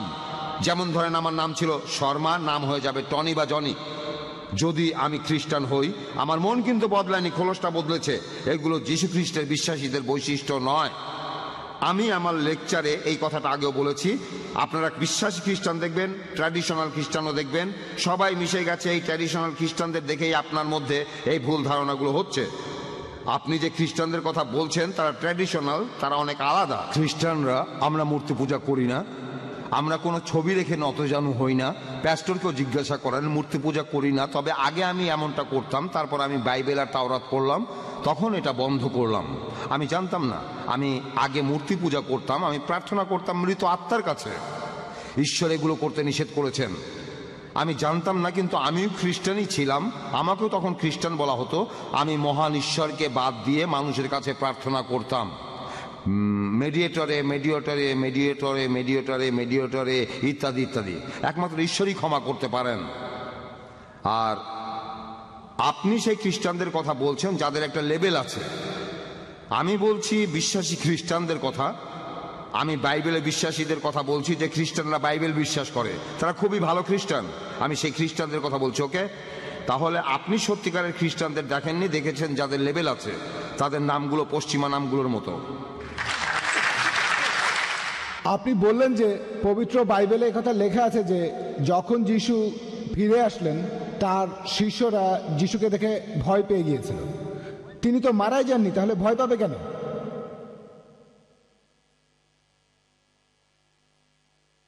ভাই, আপনি প্রশ্ন করলেন যে যীশুখ্রিস্ট যখন উপরের ঘরে গেলেন, যেখানে তার শিষ্যরা জড়ো হয়েছিল, তিনি মারা যাননি, কিন্তু তারা ভয় পেল কেন? আমার লেকচার দেওয়ার সময় আমিও প্রশ্নটা করেছিলাম, কেন ভয় পেল? উত্তরটাও দিয়েছিলাম, কারণ তারা ভেবেছিল আত্মা, মনে করেছিল আত্মা। কিন্তু আপনি তো বললেন তিনি মারা গেছেন। আমি সেটাই বলছি, তারা আসলে জানতো না তিনি মারা গেছেন। আচ্ছা, ধরেন আপনি আচ্ছা, মারা বলেন। গেলেন, তারপর এখানে আসলেন, তখন ভয় পেয়ে সবাই এখান থেকে পালিয়ে যায়। হ্যাঁ, ঠিক আছে, আমিও একমত। আপনি একমত? ধরেন আমি খবরের কাগজে পড়লাম যে অমুক লোক 10 তলা থেকে পড়ে গেছে, হ্যাঁ, আর সে মারা গেছে, কিন্তু আগামীকাল যদি সেই লোক আসে আমি তো ভয় পাবোই। যদি সে বলে যখন আমি পড়ে গিয়েছিলাম সেখানে একটা ট্রাক ছিল, তার উপরে পড়ে গেছি, আমি মারা যাইনি, তাহলে অন্যজনের কাছে শুনলাম সে পড়ে গিয়ে মারা গেছে, তারপর যখন আসলো আমি তাকে চেক করে দেখলাম, তার হাত দেখলাম, সে জীবিত, তাহলে প্রথমে আমি ভয় পাবো, কিন্তু পরে যখন সব শুনবো আর ভয় পাবো না। এখানেও একইভাবে প্রথমে তিনি তো কিন্তু মারা তারপর গেছেন। আগে উত্তরটা দেই, তারপর বলেন, সমস্যা নেই, আপনাকে সময় দেব, আরো প্রশ্ন করেন, IRF এ আসেন, আগে আমাকে উত্তরটা দিতে দেন। তারা ভেবেছিল, বাইবেল বলছে গসপেল অফ লুক 24 নম্বর অধ্যায়ের 37 অনুচ্ছেদে, তার শিষ্যরা ভয় পেয়ে গিয়েছিল আর ভেবেছিল তিনি আত্মা, মনে করেছিল। এটা কে বলেছে? ডক্টর জাকির বলেনি, কে বলেছে? লুক। তারা ভেবেছিল তিনি আত্মা। তখন যিশু বললেন, আমাকে স্পর্শ করে দেখো, কারণ আত্মার রক্ত মাংসে শরীর থাকে না। তারা খুশি হয়ে গেল। প্রথমে ভয় পেয়েছিল কারণ তারা ভেবেছিল আত্মা, যখন প্রমাণ করলেন তিনি আত্মা নন, তারা খুশি হয়ে গেল। এই কথা কে বলেছে? Gospel of look. গসপেল বলছে যিশু মারা গিয়েছেন, সমাধিতে রাখা হয়েছিল, তারপর এসেছিলেন। আপনি এটা বলেছেন? এমন কথা আমি আপনি বলিনি। বলেছেন, আমি জানি না। আমি উদ্ধৃতি দিচ্ছি বাইবেল থেকেই। এক্সকিউজ মি ভাই, আপনি প্রশ্ন করেছেন, বক্তাও সেটার উত্তর দিয়েছেন। মনে হয় আল্লাহ আমাদের বেশিরভাগ মানুষকেই দিয়েছেন নিজের বুদ্ধি, নিজের মন, তারা নিজেরাই সব বিচার করবেন। আমরা এই ব্যাপারে মন্তব্য করব না। এখানে দর্শক শ্রোতা যারা আছেন তারাই এগুলো বিচার করবেন। এটাই আমাদের আজকের এই অনুষ্ঠানের মূল উদ্দেশ্য, যাতে করে আমরা একে অন্যকে ভালোভাবে বুঝতে পারি। এটা নিয়ে ঝগড়া করব না, আমরা এখানে একে অন্যকে ভালোভাবে বোঝার চেষ্টা করব। ওনারা এখানে এক্সপার্ট, তারা ভালো করে জানেন, তাই তাদের উত্তর দিতে দিন। যদি আপনি ভালো জানেন তাহলে একটা হল ভাড়া করেন, তারপর আমাদের আমন্ত্রণ জানান, আমরা সবাই ঘুরতে যাব, সবাই যাব আপনার কথা শুনতে। হ্যাঁ ভাই, বলেন। এই সব কথাগুলোই লোক মুখে শোনা।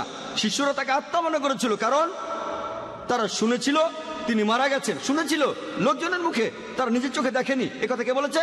গসপেল অফ মার্ক 14:50 অনুচ্ছেদ। তাদের সবাই পালিয়ে গিয়েছিল। যীশু খ্রিস্টের জীবনের সবচেয়ে সংকটময় মুহূর্তে শিষ্যরা সবাই তাকে ত্যাগ করে চলে গিয়েছিল। এ কথা কে বলেছে? গসপেল বলেছে। তারা লোকজনের মুখে শুনেছিল, তিনি তার হাত দেখিয়ে প্রমাণ করেছিলেন তিনি কোনো আত্মা নন। আর প্যাস্টর বললেন, আগের প্রশ্নের উত্তরে তিনি মানুষের পাপ মুক্তির কথা বললেন, সেখানে প্যাস্টর বললেন আমাদের মানা উচিত যে যীশু খ্রিস্ট আমাদের পাপের জন্য মারা গেছেন, এরপরে আমাদের পাপ করা উচিত না। আমি এটা বুঝলাম না, কেউ আমার পাপের প্রায়শ্চিত্ত করে থাকলে নতুন করে পাপ করতে অসুবিধা কোথায়? যদি কেউ আমাকে বলে অমুক রেস্টুরেন্টে যান, দিল্লি দরবার, আমি বিল দিয়ে দিয়েছি, আপনি যত খুশি খেয়ে আসেন, তারপর বললাম মুরগি খাবেন না। আমি বললাম কেন? আপনি তো বিল দিয়ে দিয়েছেন, আমি মুরগি খাবো না কেন? খাসির মাংস খাবেন না? আমি বললাম কেন? আপনি তাহলে মিথ্যে বলেছেন। আপনি আমাকে বললেন আমি বিল দিয়ে দিয়েছি, আপনি যত খুশি খান, যত খুশি আপনি খেয়ে যান সারা জীবন ধরে, তারপর কেন বলছেন মুরগি খাওয়া যাবে না, খাসি খাওয়া যাবে না? তাহলে তো মিথ্যে বলেছেন। তাহলে যিশু আমাদের পাপের জন্য প্রায়শ্চিত্ত করে থাকলে তাহলে সমস্যা কোথায়? যদি ধর্ষণ করেন আর চুরি করলেই বা সমস্যা কোথায়?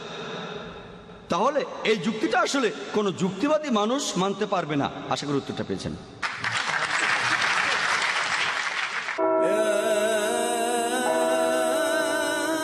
হ্যাঁ হ্যাঁ ভাই, এই প্রশ্নটার পরে মাইক থেকে আরেকটা প্রশ্ন হবে। আমার প্রশ্নটা রুকনির কাছে। আমরা সবাই জানি যে প্রত্যেক দেশে একটা ফৌজদারি আইন আছে, আর কেউ যদি কোনো অন্যায় করে তাকে সেই ফৌজদারি আইন অনুযায়ী শাস্তি দেয়া হয়। তবে এত কিছুর পরেও যদি খবরের কাগজ পড়েন, সেখানে দেখবেন হাজার হাজার খুন, ধর্ষণ, আর পুরো পৃথিবীটা জুড়েই এমন অপরাধ চলছে। ধরেন, আপনি আপনার লেকচারে যে কথাগুলো বললেন লেকচারের শুরুতে, যে যীশু খ্রিস্ট ক্রুসিফাইড হয়েছিলেন, নিজের পাপের জন্য তিনি এই শাস্তি পাননি, বরং ক্রুসিফাইড হয়েছিলেন মানব জাতির সবার পাপের প্রায়শ্চিত্তের জন্য, মানে খ্রিস্টানদের পাপের জন্য। যদি আপনি বিশ্বাস করেন যীশু খ্রিস্টানদের জন্য ক্রুসিফাইড হয়েছেন, তাহলে আমাদের এই পৃথিবীর অবস্থাটা কি হবে? ঠিক আছে, শেষ হয়েছে। বাইবেলে বলা আছে যিশু মারা গিয়েছেন পৃথিবীর সব মানুষের পাপের বোঝা নিয়ে। যে লোক যিশুকে বিশ্বাস করে সে পাপ থেকে মুক্ত হবে। এই বিশ্বাসটা আসলে আপনার জন্য, পৃথিবীর সব মানুষের জন্য। তাহলে তখন পরিস্থিতি নিয়ন্ত্রণ করবে কে? সবাই যদি এটা বিশ্বাস করে, হ্যাঁ, আপনাকে আজ এখানে খুন করতে পারি, হ্যাঁ, আর কালকে আমি আদালতে গিয়ে বলবো আমার পাপের জন্য যিশু ক্রুসিফাইড হয়েছেন, আমার বিচার করতে পারবেন না। হ্যাঁ, এটা কি কাগজে লিখে দিতে পারবেন যে এই লোকের বিচার করা যাবে না, এর জন্য যিশুকে ক্রুসিফাইড করা হয়েছে? এই প্রশ্নটার উত্তর আমি আগেও দিয়েছিলাম। বুক অফ জেমসে আছে, আরবিতে ইয়াকুব বলছেন, যদি সত্যি বিশ্বাস করেন আমাকে খুন করবেন না। আপনি খুন করবেন না, এটা লিখে দেন, যদি মিস্টার ইফতেখার আজকে আমাকে খুন করে আর এজন্য কোনো আদালতে তার বিচার করা যাবে না, লিখে দিতে পারবেন? হ্যাঁ, এ কথাটা লিখে দিতে পারবেন? এক মিনিট, আমি কালকেই বিশ্বাস করব যে যীশু খ্রিস্ট আমাদের জন্য ক্রুসে মারা গিয়েছেন। কালকেই বিশ্বাস করব, আমি একজন খ্রিস্টান হয়ে যাব। দেখেন, এই দুইটা ব্যাপার আলাদা। আগেও বলেছি, পাপ আর পাপের ক্ষতি আলাদা। ওকে, পাপ জিনিসটা হলো আলাদা। আপনাকে একটা সহজ কথা বলি। দেখেন, শোনেন, আপনি তো একজন বিশ্বাসী, আপনি খ্রিস্টান ধর্মে বিশ্বাস করেন, একজন খ্রিস্টান। হ্যাঁ, আজকে সকালে আমার মেয়েকে বলেছিলাম, তুমি 1 থেকে শুরু করে 20 ঘরের নামটা একেবারে সব মুখস্থ করে ফেলবে, মুখস্থ করো, আমি সন্ধ্যা এসে শুনবো। শুধু আমাকে খুশি করার জন্য সে সব মুখস্থ করেছে, সবগুলো মুখস্থ করে আমাকে সন্ধ্যায় শুনিয়েছে। ডাক্তার জাকির নায়েক খ্রিস্টান নন, একজন মুসলমান, কিন্তু তিনি প্রত্যেকটা বাইবেল থেকে উদ্ধৃতি দিতে পারেন, যে কোনো বাইবেল। হ্যাঁ, আপনি একজন বিশ্বাসী, বলেছেন যে আমি বিশ্বাসী, যিশুকে ভালোবাসি, কিন্তু বাইবেল থেকে একটা উদ্ধৃতি দিতে পারেন না। Brother, you have to put...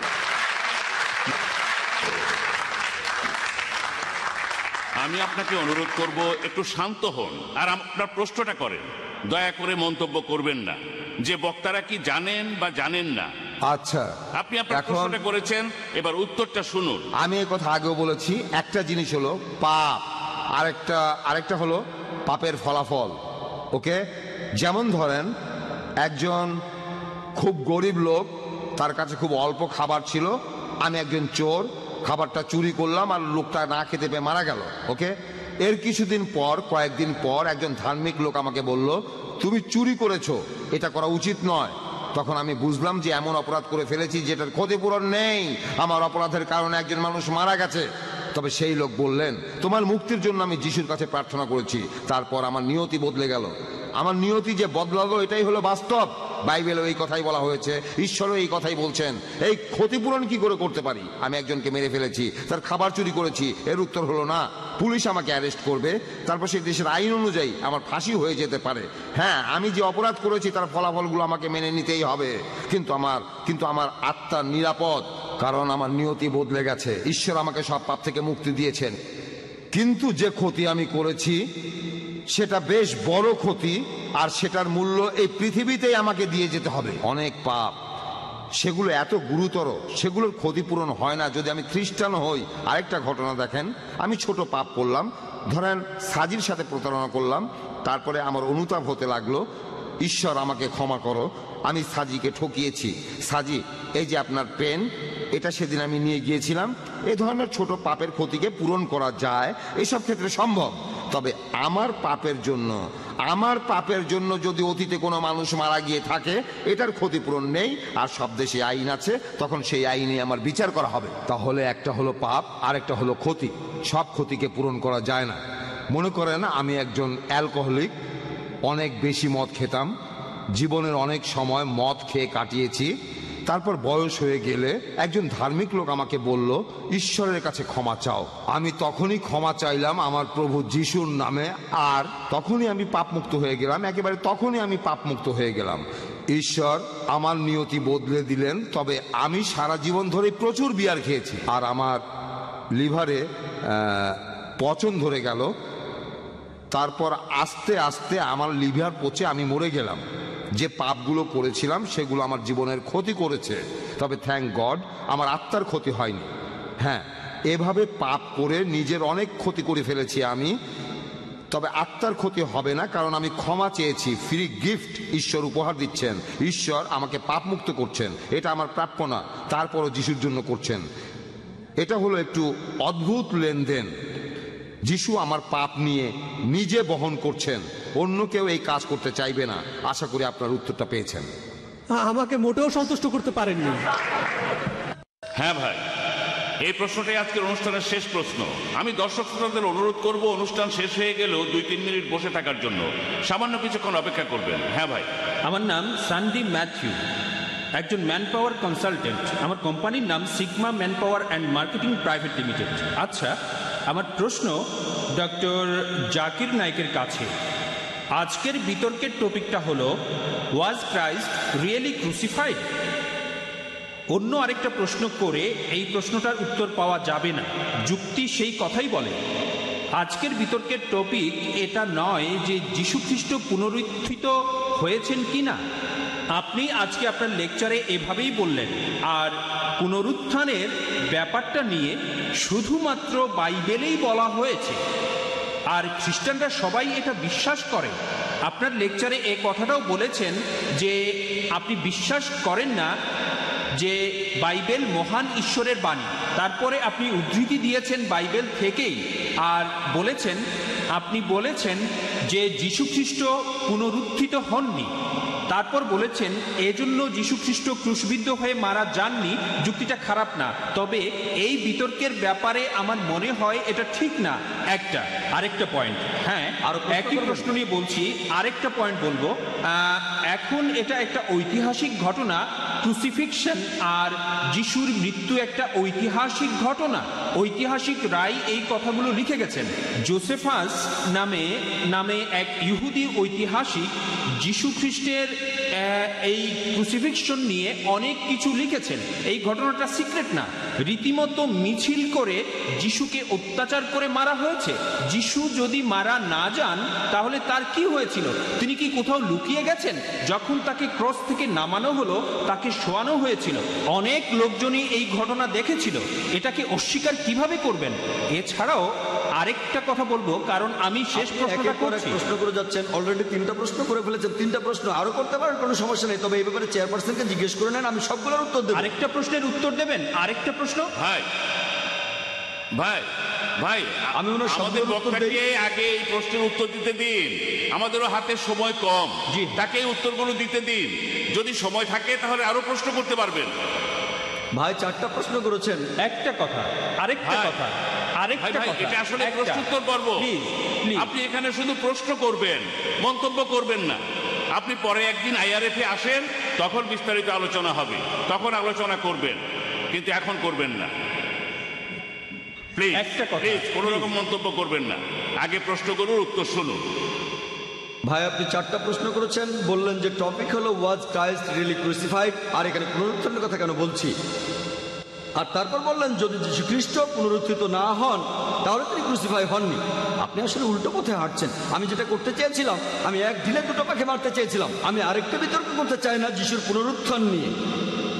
2টো পাখি এক ঢিলে, যদি মারা না যান তিনি ক্রুসিফাইড হননি, যদি মারা না যান তিনি পুনরুত্থিত হননি। এক ঢিলে 2টো পাখি। যদি আপনি এখান থেকে পুনরুত্থান শব্দটা বাদ দেন, তারপরও যুক্তিটা এরকমই থাকবে। আর আপনি পরে ভিডিও ক্যাসেট দেখতে পারেন বাজারে আসার পরে। প্রথমে আমি বলেছি যদি কেউ মারা না যায় সে ক্রুসিফাইড হবে না। তারপরে আমি বলেছি যে পুনরুত্থান হতে গেলেও তাকে আগে মরতে হবে। আমি এক ঢিলে দুটো পাখি মেরে প্রমাণ করতে চেয়েছি যে যীশু খ্রিস্ট আসলে মারা যাননি। যদি মারা না যান তিনি ক্রুসিফাইড হননি। যদি মারা না যান কিভাবে পুনরুত্থিত হবেন? আমি এখানে এক ঢিলে দুটো পাখি মারতে চেয়েছিলাম, তবে টপিকের মধ্যে থেকেই, আমি টপিকের বাইরে চলে যাইনি, কারণ এই দুটো ব্যাপারে ইম্পর্ট্যান্ট।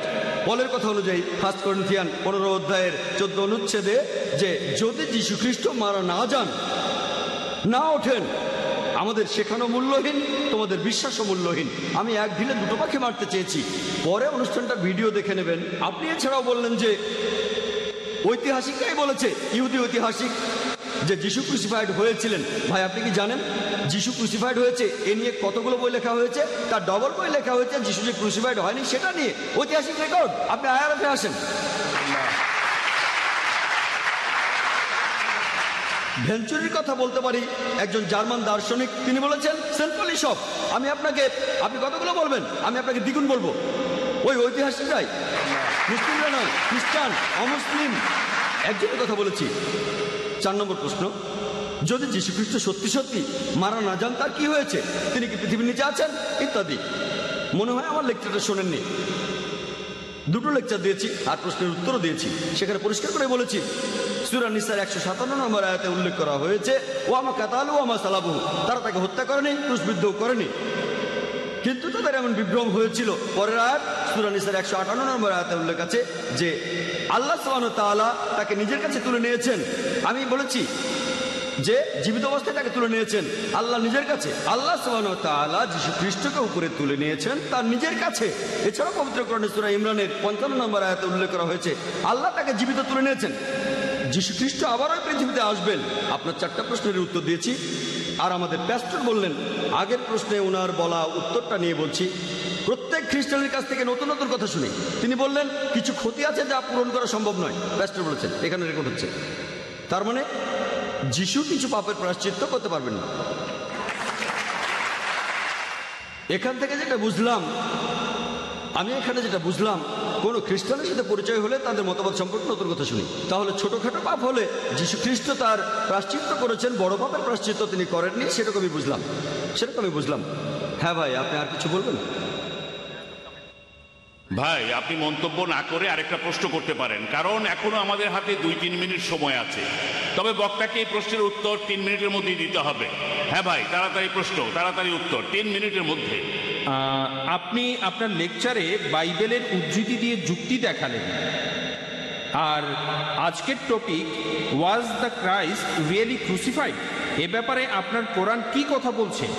কোরআন একটা কথা বলেছে, আপনি সেই কথাটা বলেছেন, তারপর সেটা বারবার বলছেন। এটা কিন্তু যুক্তি না। আমি বললাম ঈশ্বর একজন, তারপর এই একই কথা 20 বার বললাম। এটা কোনো যুক্তি না। যুক্তি দিলে সেখানে প্রমাণ দেখাতে হবে।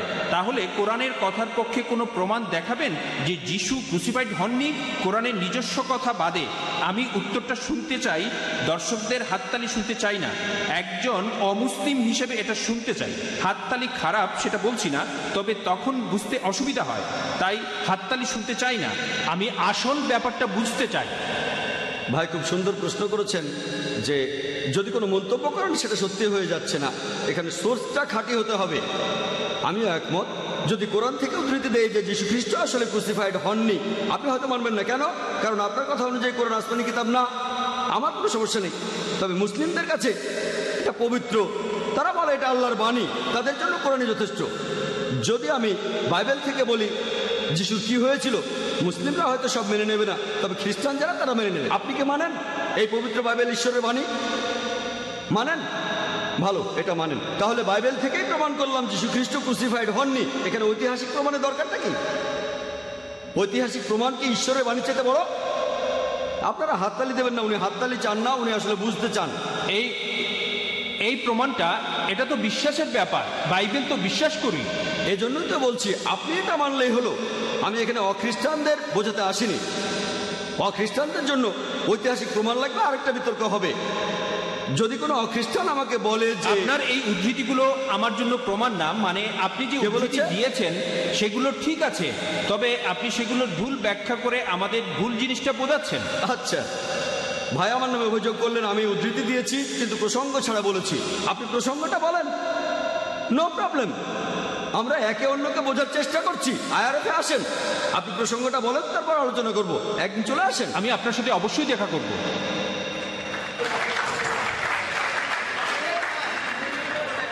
জাযাকাল্লাহ খায়ের। আমরা ধন্যবাদ জানাই আল্লাহকে যে অনুষ্ঠানটা ঠিক মতো শেষ করতে পেরেছি। আমরা আজ একে অন্যকে ভালোভাবে বোঝার চেষ্টা করেছি, আশা করি আপনারাও উপভোগ করেছেন। আমি সবশেষে ধন্যবাদ জানাই ইন্ডিয়াস গসপেল মিশন ও ইসলামিক রিসার্চ ফাউন্ডেশনকে এই অনুষ্ঠানটা সফলভাবে আয়োজন করার জন্য। আমি ব্যক্তিগতভাবে ধন্যবাদ জানাই প্যাস্টর রোকনি, প্যাস্টর সাজি, ডাক্তার জাকির এবং এখানে উপস্থিত সব দর্শক শ্রোতাকে। জাযাকুমুল্লাহ খায়রান। আল্লাহ আমাদের সবাইকে পুরস্কৃত করুন।